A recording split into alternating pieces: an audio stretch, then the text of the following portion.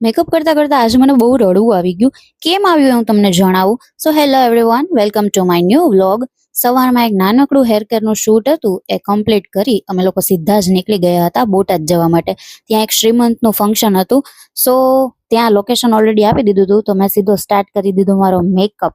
અને આપણે કહેવાય ને, જીવનમાં આમ ઘણીવાર આપણને દુઃખ આવી ગયા, આપણે કેમ એને બધાય સામે છુપાવવા માટે આમ સારું દેખાવાનું અથવા સારું આમ બનવાનો પ્રયત્ન કરીએ, એવી રીતે જ મેં મારા ડાર્ક સર્કલને છુપાવવાનો ખૂબ સરસ મજાનો પ્રયત્ન કરી દીધો હતો સ્ટાર્ટ, કન્સીલરને મદદથી.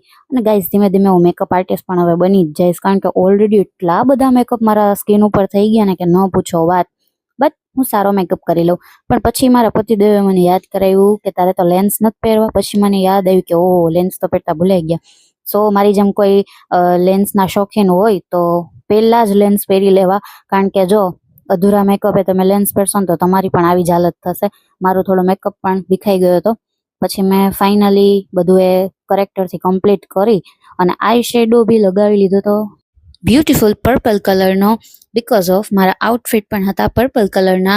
સો ફાઇનલી હું થઈ ગઈ હતી રેડી મેકઅપ કરીને, એન્ડ પછી મેં મારા આઉટફિટ પણ પહેરી લીધા હતા. એન્ડ ત્યાં મને કોલ બી આવી ગયો હતો કે હવે મેડમ તમે આવી જાઓ, મહેરબાની કરીને ફંક્શન સ્ટાર્ટ કરીશું, તમારો મેકઅપ બેકઅપ પૈતો હોય તો. આવું નહોતું કીધું, બટ જસ્ટ અ જોક. ત્યાર પછી મેં સ્ટાર્ટ કરી દીધું મારું એન્કરિંગ, થોડીક એન્ટ્રી કરી. ત્યારબાદ એમના રિલેટિવ્સે ખૂબ જ સુંદર મજાનું પરફોર્મન્સ પણ આપ્યું હતું, અને નાના નાના બાળકોએ પણ એમના ભાભી માટે સુંદર મજાનો ડાન્સ કર્યો હતો. ત્યારબાદ મેં થોડી એવી મા વિશે સ્પીચ આપી, અને ઓબ્વિયસલી ગાઈસ, મા વિશે બોલીએ તો રડવું કોને ન આવે.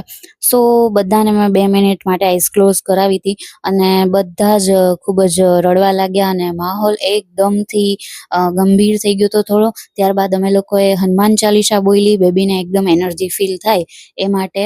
અમે લોકોએ બધાએ સાથે મળીને, અને બધા ઊભા બી થઈ ગયા હતા, તો બધાએ અમે સાથે મળીને હનુમાન ચાલીસા બોલી. અને સિરિયસલી વાતાવરણ બહુ સરસ અને એકદમ આધ્યાત્મિક થઈ ગયું હતું. એ લોકોએ જ મને પહેલા જ કીધું હતું કે અમારે આધ્યાત્મિક થીમ ઉપર થોડું જવું છે.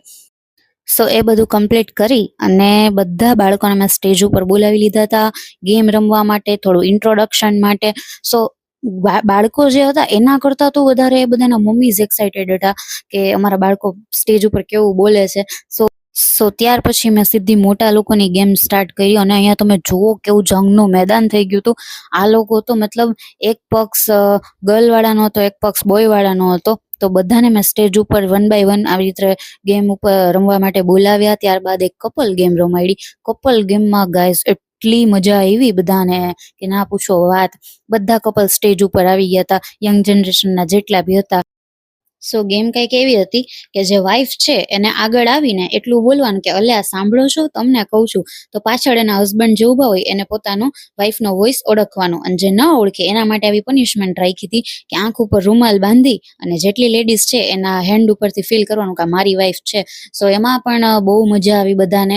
અને જેમ આ લોકોને મેં રૂમાલ ગેમ એક રમાડી ને, તો કિડ્સમાંથી પણ અવાજ આવતા હતા કે અમારે પણ રમવી છે. તો વળી એ લોકો માટે બી આપણે રૂમાલ ગેમ પાછી રમાડી એકવાર. અને એક કિડ્સનું જે પૂરું થયું પછી જે બીજા 2 કિડ્સ આવ્યા ને, તો યાર ગાઈઝ એવા હતા કે મને ગેમ સ્ટાર્ટ બોલવું એ પહેલા તો આવીને સીધા રૂમાલ ઉપાડીને ભાગી કરી.